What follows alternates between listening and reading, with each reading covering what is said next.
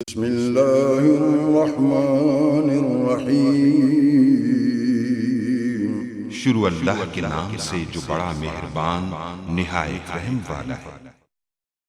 अस्सलाम वालेकुम गाइस। तो स्टोरी में हम डिस्कस करेंगे estimation using COCOMO 2 model, application composition वगैरह क्या आता है। तो इससे पहले मैं आपको बताता चलूँ कि कोकोमो मॉडल जो है 1 इसके बारे में ऑलरेडी हम डिटेल के साथ डिस्कस कर चुके हैं। अगर आपने कोकोमो 1 मॉडल नहीं देखा तो काइंडली आप पहले वाला वो देख सकते हैं। अगर आपके और जैसे ऑनलाइन में हमारे में यहाँ कोकोमो 2 है तो इसलिए हम कोकोमो 2 आप कर रहे, इससे पहले हम कोकोमो 1 मॉडल जो है कोकोमो मॉडल जो है मिड से पहले जो हमारे पास आया था तो उसको हम ऑलरेडी जो है डिस्कस कर चुके हैं। तो इस ट्यूटोरियल में हम जो कोकोमो 2 बारे में डिस्कस कर रहे हैं। अगर आपको किसी और का आपको इन्फॉर्मेशन चाहिए कोकोमो 1 वगैरह के बारे में तो आप पहले वाला ट्यूटोरियल जो वो देख सकते हैं। तो एम्पिरिकल एक्सीमेशन मॉडल इसे कहते हैं, तो इसके बारे में हम जो वो जानते हैं। तो जैसे कि यहाँ आपको देख सकते हैं कंस्ट्रक्टिव कोस्ट कोको का मतलब होता है कंस्ट्रक्टिव कोस्ट मॉडल। तो कोकोमो 2 है तो इसके हमारे पास 3 फेजेज हैं। इसके टाइप फेजेज जो आप कहना चाहें इसको कह सकते हैं। तो यानी कि यूजेज 3 तरह के यूजेज हैं। तो इसमें एप्लीकेशन कंपोजिशन मॉडल एक होता है, दूसरा उसके बाद अर्ली डिज़ाइन स्टेज मॉडल और तीसरा हमारे पास पोस्ट आर्किटेक्चर डिज़ाइन मॉडल आता है। तो हम जो बात करने वाले हैं वो एप्लीकेशन कंपोजिशन मॉडल के बारे में इस ट्यूटोरियल में हम जो वो बात करेंगे। तो जैसे कि आपको नाम से पता चल रहा है एप्लीकेशन कंपोजिशन मॉडल, तो एप्लीकेशन मतलब कोई भी एप्लीकेशन जो डिज़ाइन किया थी, आप कोई भी एप्लीकेशन जब डिज़ाइन करते तो जाहिर सी बात उसका जो कोई ना कोई इंटरफेस होता है, यूज़र जो है यानी कि जो यूज़र डिफाइन सामने आपको कोई ना कोई जो चीज़ नज़र आ रही थी, जैसे इंटरफेस अभी आपको जो स्क्रीन नज़र आ रही है। तो कोई भी एप्लीकेशन आप बिल्ड करेंगे उसका यूज़र इंटरफेस होगा, उसकी कोई ना कोई डेटाबेस होगी और उसके कुछ कंपोनेंट्स होंगे, तो वो हम आगे बात करेंगे। तो इसीलिए एप्लीकेशन कंपोजिशन मॉडल। अब इसमें क्या होता है कि एप्लीकेशन कंपोजिशन मॉडल में इसमें मुख्तलिफ एप्लीकेशन यानी कि ये यूज़ का पहले तो ये बात कर लेते हैं। जब भी आपने कोई भी यानी कि क्विकली कोई भी चीज़ डेवलप करनी होती है, इंटरऑपरेबल कंपोनेंट्स वगैरह यानी कि इकट्ठे कोई भी चीज़ एप्लीकेशन, ऐसी एप्लीकेशन जो फ़ौरन आपने जो क्विकली तौर पर आपने उसको इम्प्लीमेंट करना होता है और वो एक दूसरे से मिलती होती है उसके कंपोनेंट्स, तो उसके लिए इसको बेसिकली यूज़ किया जाता है। जैसे कि फॉर एग्जाम्पल आप graphical user GUI graphical user interface के लिए भी आप इसको जो है वगैरह यूज़ करते हैं, तो इसलिए इसको ये कहा जाता है। तो इसके अलावा और बहुत सारे एग्जांपल हैं, जैसे कि आप समझ डेटाबेस मैनेजर है, डेटाबेस मैनेजर इसकी भी एग्जांपल है एप्लीकेशन कंपोजिशन मॉडल की। डेटाबेस DB मैनेजर यहाँ लिख लो, डाटा इसका मतलब डेटाबेस मैनेजर DB मैनेजर, तो ये भी इसी की जो है एग्जांपल है। इसके अलावा और बहुत सारे एग्जांपल जैसे central package for specific domains वगैरह। तो ये सारी आप इस ट्यूटोरियल में हम एप्लीकेशन कंपोजिशन मॉडल के बारे में देखें तो इसके 3 साइज हैं, यानी कि 3 मुख्तलिफ यानी कि डिफरेंट साइजिंग ऑप्शन हैं जिनके थ्रू हम जो है एप्लीकेशन कंपोनेंट कंपोजिशन मॉडल को जो है कैलकुलेट वगैरह कर सकते हैं। इसके थ्रू यानी कि ऑब्जेक्ट्स वगैरह निकाल सकते हैं। तो यानी ऑब्जेक्ट पॉइंट्स पहले आता है, उसके बाद फंक्शन पॉइंट आता है और उसके बाद लाइन्स ऑफ कोड। तो सबसे पहले हम ऑब्जेक्ट पॉइंट्स के बारे में बात कर लेते हैं।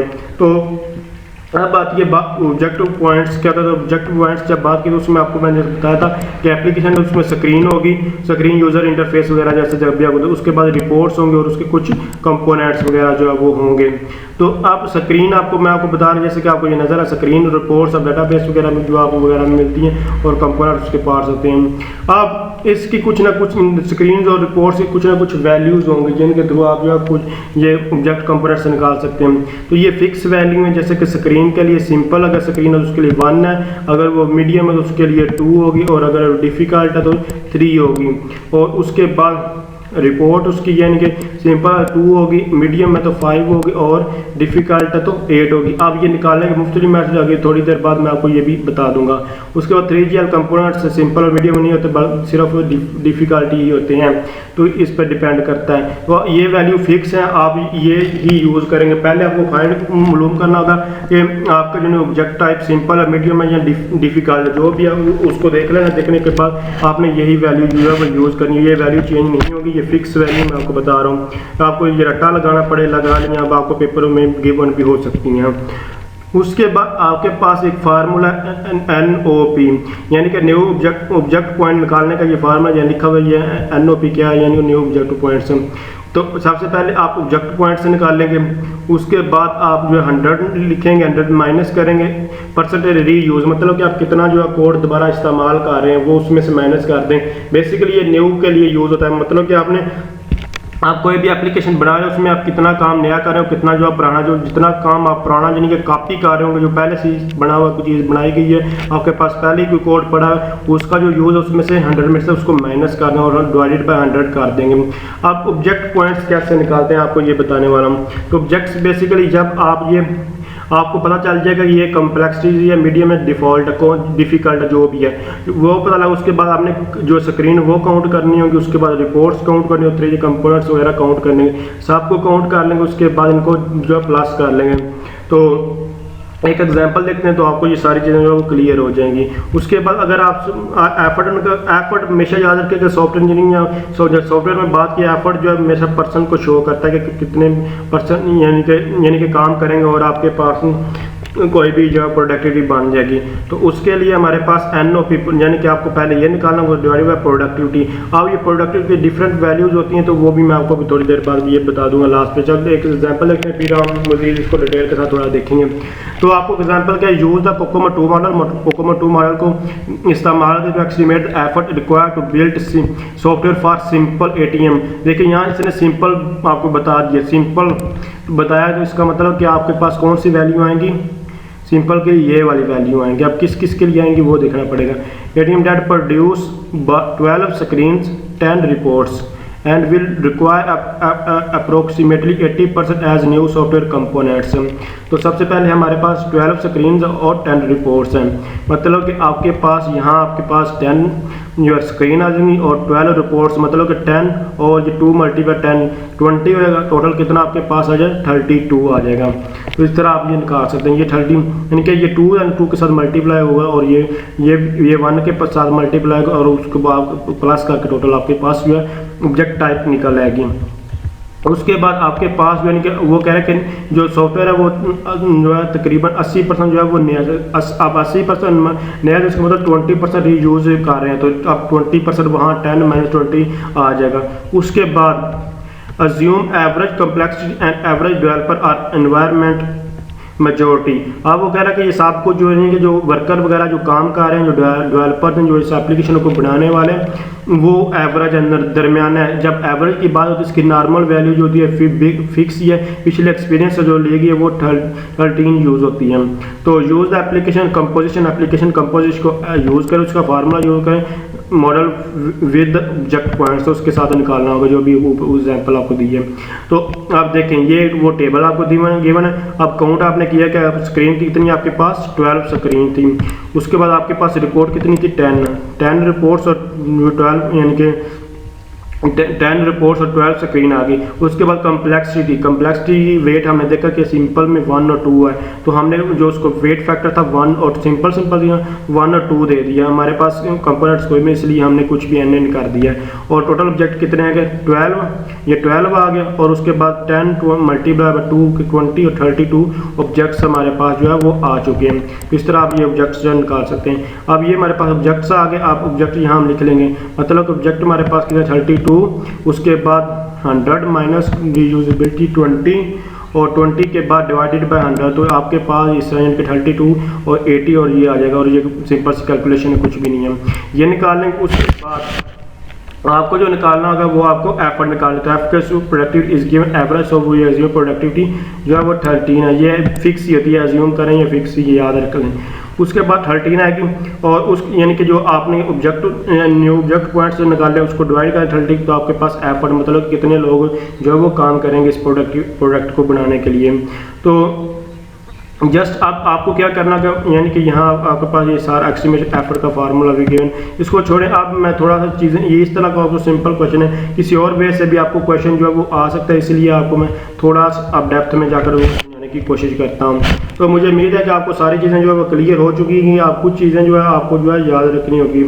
तो जैसे कि हमारे पास यानी कि ये तो आपको सिंपल एग्जांपल के थ्रू मैंने समझा दिया है, लेकिन अगर ये तो एग्जांपल नहीं आने वाली होती पेपर में, शायद ये भी आज इस तरह की मिलती होगी। आप देखेंगे ये कैसे आए हैं, आपको कैसे पता चला कि ये सिंपल है, मीडियम है या डिफिकल्ट है। अब अगर तो एग्जाम्पल में आपको एग्जाम्पल किसी तरह की आपसे न्यूमेरिकल पूछा जाए, अगर आप तो एग्जाम्पल बता दें तो ईजिली आप जो है वो लिख सकते हैं। अगर बता ही नहीं गया कि ये सिंपल है, मीडियम है, डिफिकल्ट है, कौन सा यानी कि ऑब्जेक्ट कम्प्लेक्सिटी वेट इसका क्या है, तो वो आप फाइंड आउट कर सकते हैं। उसके लिए क्या आपको कोई और चीज़ गिवन होगी, जैसे कि आपको वो अगर आपको दे देते हैं कि स्क्रीन में दो चीज़ें होती हैं। स्क्रीन को हम जैसे कि अभी व्यू आप कर रहे हैं, स्क्रीन को आप व्यू कर रहे हैं तो इसमें व्यूज़ आ सकते हैं और रिसोर्सेज आ सकती हैं। स्क्रीन में आपके व्यूज़ और रिसोर्सेज आ सकते हैं, व्यूज़ प्लस रिसोर्सेज क्लाइंट और सर्वर्स वगैरह के होते हैं। तो मैं वी और आर लिख दिया, तो ये आ सकते हैं। इसी तरह रिपोर्ट्स, अगर रिपोर्ट्स में अगर आपको ये गिवन है, यानी कि सेक्शन और रिसोर्सेज वगैरह, आपको व्यूज़ और ये दोनों गिवन होंगे। एक चीज़ लाजमी, यहाँ तो ये आपको डायरेक्ट बता देंगे, यहाँ आपको व्यूज़ और रिसोर्सेज गिवन करेंगे।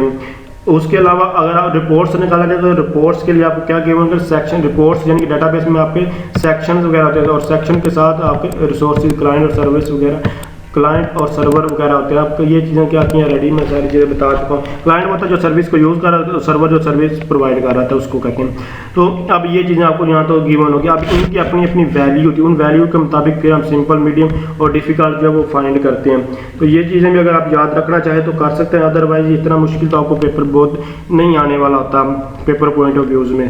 तो जैसे नंबर ऑफ़ व्यूज़ आपके पास जो हो सकते हैं, अगर स्क्रीन की बात करें तो आपके पास नंबर ऑफ़ व्यूज़ इसी तरह टेबल में कौन कौन से हो सकते हैं, यानी कि यहाँ नंबर ऑफ़ व्यूज़ अगर बात करें तो नंबर ऑफ़ व्यूज़ जो है आपके पास जो है 3 से कम हो सकते हैं, या फिर आपके पास 3 से लेकर 3 या 3 से लेकर 7 तक ये हो सकते हैं। इसके अलावा 8 से अगर ज़्यादा हैं तो ये यानी कि 8 से यानी कि बड़े हैं, ज़्यादा हैं। तो अगर आपके पास ये हैं तो ये आपके पास नंबर ऑफ़ व्यूज़ आपको इतने गिवन है और उसके साथ साथ आपको क्या क्या गिवन है वो भी आपको बताता जाना। तो व्यूज़ गिवन और आपको रिसोर्सेज, मतलब कि आपको क्लाइंट और सर्वर वगैरह जो गिवन है। तो टोटल अगर आपके पास टोटल जो है, टोटल क्लाइंट और सर्वर वो आपके पास 4 से कम है, लेस देन जो वो 4 है, यानी कि अगर क्लाइंट टोटल आपके पास 4 से ज़्यादा है, उसमें से जो क्लाइंट है, क्लाइंट मतलब जो सर्वर कह रहे हैं, क्लाइंट कह रहे हैं, जो भी कह रहे हैं, तो दोनों ही मैं आपको बताता हूँ। तो सर्वर, एस से मैं सर्वर शो कर रहा हूँ। सर्वर जो है वो उसकी वैल्यू क्या है, 2 से कम है, सर्वर की वैल्यू 2 से कम है और क्लाइंट की वैल्यू 3 से कम है, यहाँ C और 3 यानी कि 3 से कम है। तो ये आपको ये समझना है। तो क्लाइंट मैं ज़बानी बता देता हूँ टाइम नहीं, तो क्लाइंट की वैल्यू मैं स्लोली बता रहा हूँ जस्ट आ जाए। तो क्लाइंट की वैल्यू 3 से कम है, तो फिर उसके लिए आपके पास क्या होगा, सिंपल होगा, यहाँ वैल्यू सिंपल आ जाएगी और ये अगर ये कम्बिनेशन बार ये भी सिंपल आ जाएगी और उसके बाद आपके पास यहाँ आपके जस्ट जो है मीडियम आ जाएगी, वैल्यू यहाँ मीडियम आ जाएगी। तो ये अगर उसी तरह अगर आपकी वैल्यू जो है टोटल आपके पास 8 है, यहाँ आपके पास टोटल 8 है, उसमें से 2 से लेकर 3 तक आपके पास सर्वर है, 2 से लेकर 3 तक सर्वर की वैल्यू, ये बहुत ही मुश्किल रेयर में आता है पेपर में। 2 से लेकर 3 तक सर्वर की वैल्यू है और 3 से लेकर 5 तक जो है वो आपके पास क्लाइंट की वैल्यू है। तो फिर आपके पास सिंपल, मीडियम और डिफ़िकल्ट हो सकता है, यानी कि ये पहला कम्बिनेशन तो आपके पास सिंपल हो सकता है, दूसरा और तो आपके पास यहाँ सिंपल आएगा, सिंपल हो सकता है, उसके बाद ये मीडियम हो सकता है और ये आपके पास डिफ़िकल्ट हो सकता है। तो उसके बाद हमारे पास तीसरा कम्बिनेशन जो आपके पास आ सकता है वो है अगर 8 से वैल्यू जो है वो ज़्यादा है, ठीक है, अगर क्लाइंट और सर्वर की वैल्यू जो 8 से ज़्यादा है, टोटल 8 से ज़्यादा है और उसके बाद कम्बिनेशन क्या है, सर्वर 3 से ज़्यादा है और क्लाइंट जो है वो 5 से ज़्यादा है। तो क्लाइंट 5 से ज़्यादा और सर्वर 3 से ज़्यादा, ये याद रखिएगा। तो ये आपके पास मीडियम हो सकती है, उसके बाद डिफ़िकल्ट हो सकती है और यहाँ डिफ़िकल्ट हो। तो ये आपके पास कम्बिनेशन, अगर आपको कोई भी यहाँ से वैल्यू अगर 3 व्यूज़ के आपको गिवन सपोज कर लें और आपके पास कोई भी वैल्यू गिवन है, जैसे कि आपके पास जो टोटल जो है वो क्लाइंट और सर्वर बनाकर आपको बताया गया कि क्लाइंट जो है वो आपके पास 3 है, सॉरी सर्वर आपके पास 3 है, क्लाइंट आपके पास 5 है, टोटल आपके पास 8 भी है। तो उनमें से आपका कम्बिनेशन क्या बनेगा वो आपके पास यहाँ से आपको देखना होगा, यानी कि वो आपके पास यहाँ से कोई भी कम्बिनेशन बना ले, या फिर सपोज कर लें कि ये आपके पास ये यानी कि 3 से ज़्यादा थी तो आपके पास ये पहली वैल्यू ही आ जाएगी। तो इस तरह आप कोई भी कम्बिनेशन बना लें, जैसे कि यहाँ मीडियम जो आएगा, जो भी अभी आपको एग्जांपल बताइए, तो इस तरह आप जो इसको भी निकाल सकते हैं। ये आपको याद रखना है, अदरवाइज मैं आपको फिर बता रहा हूँ, इतना पेपर में आपको नहीं आएगा, या आपको ये चीज़ें गिवन भी हो सकती हैं। तो ये चीज़ आपने जस्ट निकाल लेनी है। उसके बाद आपके पास और भी सारी चीज़ें आ सकती हैं। इस यानी कि अभी आपको मैंने स्क्रीन के बारे में बताया, इसी तरह रिपोर्ट्स की भी वैल्यू आपके पास अगर आपको ये गिवन नहीं है, रिपोर्ट्स की कुछ value given. Number of sections, तो नंबर ऑफ सेक्शन अगर आपके पास उसी तरह जैसे अभी भी यहाँ मैंने लिखा है, इसी तरह आगे नंबर ऑफ सेक्शन आपके पास ध्यान से सुनिएगा 0 या 1 है, 0 या 1 है, 2 3 है और 4 प्लस है। पहला नंबर स्टार्ट होगा 0 और 1, 0 या 1 होगा, दूसरा 2 या 3 होगा और तीसरा 4 होगा। नंबर ऑफ सेक्शंस, ठीक है। उसके बाद आपके पास सर्वर और क्लाइंट की तादाद 4 से कम है, और सर्वर आप सपोज 1 और क्लाइंट 3 है, तो इसका कॉम्बिनेशन में सिंपल और मीडियम आएगा, उसी तरह जैसे इस तरह आया है। ये वैल्यू ऊपर वाली वैल्यू वही रहेंगी जो थी, बस ये वाली वैल्यू चेंज होगी, बाकी सारी चीज़ें वही हैं। तो यानी कि ये जो आपको बता चुका हूँ वही सारी वैल्यू याद रखिएगा। मैं आपको फिर रिपीट कर रहा हूँ, जो हमारे पास वैल्यू चेंज होगी रिपोर्ट्स की, वो हमारे पास सेक्शन की वैल्यू 0 1 हो सकती है, 2 3 हो सकती है और 4 हो सकती है। उसके बाद जो नीचे वाली आपको सारी बताई हैं वही सारी, उससे सिंपल मीडियम रहेगी, सिंपल मीडियम डिफ़िकल्ट रहेगी, मीडियम डिफ़िकल्ट ही होगी। और उसके बाद ऊपर जो वैल्यू मैंने आपको बताई थी, आपके पास टोटल 4 से कम हो सकते, सर्वर आपके पास 1 हो सकता है और आपके पास क्लाइंट 3 से कम होंगे। उसी तरह सेकंड में हमारे पास यहाँ सेकंड में आपके पास क्या आ जाएंगे, 2 से लेकर 3 तक आपके पास सर्वर हो सकते हैं, 3 से लेकर 5 तक अगर आपके पास क्लाइंट है तो ये यहाँ से कम्बिनेशन बनेगा। इसी तरह 8 से ज़्यादा है और यानी कि सर्वर आपके 3 से ज़्यादा है और क्लाइंट 5 से ज़्यादा है, तो और टोटल वैल्यू 8 से ज़्यादा है, तो आपके पास यहाँ 8 है, तो आपके पास थर्ड कम्बिनेशन यहाँ से बनेगा। तो ये तीनों चीज़ें मैं आपको क्लियर करवा चुका हूँ यहाँ, मुझे उम्मीद है कि आपको कोई भी प्रॉब्लम नहीं आएगी। उसके बाद ये सारी चीज़ें आपको बिल्कुल क्लियर है। यहाँ फिर आपको ये क्वेश्चन यहाँ उसके बाद निकालने के बाद आपको फ़ौरन पता चला कि ये मीडियम सिंपल मीडियम, और उसके बाद यहाँ से आप वैल्यू देकर उसको मल्टीप्लाई करके प्लस कर सकें, जो कि आपको मैंने फार्मूला बताया, कोई नई चीज़ यहाँ नहीं आ रही, अगर होती तो मैं ज़रूर बताता। उसके बाद आपके पास यानी कि ये सारा फार्मूला लगाना का यहाँ एक नई चीज़ है, ये आपके पास प्रोडक्टिविटी क्या होगी, ये कहाँ से वैल्यू आती है। जैसे कि यहाँ उसने बताया कि ये एवरेज वैल्यू डेवलपर्स वगैरह जो एवरेज है, तो मैंने सपोज यानी 13 लगा दिए, तो आप एवरेज के अलावा कोई और हो तो आप कैसे यूज़ कर सकते हो, वो फिक्स वैल्यू है। अगर उसका एक्सपीरियंस वगैरह इनका जो है बिल्कुल लो है, जो डेवलपर वगैरह है, तो उसके लिए वैल्यू जो है वो 4 जो है वो यूज़ होगी। अगर यानी कि वेरी लो है, बहुत ही लो है, तो उसके लिए ये होगी। अगर लो सिर्फ यानी कि उनका एक्सपीरियंस लो है, तो उसके लिए आपको जो वैल्यू जो है वो 7 यूज़ करनी होगी। अगर नॉमिनल है तो उसके लिए वैल्यू आपको जो है 13 जो है वो यूज़ करनी होगी, यहाँ जस्ट 13 यूज़ करनी होगी। अगर हाई है तो उसके लिए आपको जैसे 25 जो है वो यूज़ करनी होगी, 25 वैल्यू आपको यूज़ करना होगी 25। और अगर आप बहुत ही वेरी हाई है, वेरी हाई V और H वेरी हाई है, तो उसके लिए आपको 50 यूज़ करना होगा, 50 जस्ट आपको यहाँ 50। जैसे कि यहाँ मेरे पास एवरेज थी, नॉमिनल वैल्यू थी, एवरेज कोई नॉमिनल कहते हैं, तो मैंने इसलिए 13 यूज़ कर लिया। तो इस तरह आपको थोड़ी डिटेल के साथ भी मैंने सारा बता दिया है। तो अगर आप समझ रही हैं वीडियो हेल्पफुल, इसको लाइक शेयर और कमेंट जरूर किया। मज़ीद इन्फॉर्मेशन के लिए आप कमेंट्स कर सकते हैं। तो थैंक्स फॉर वॉचिंग, अल्लाह हाफिज़।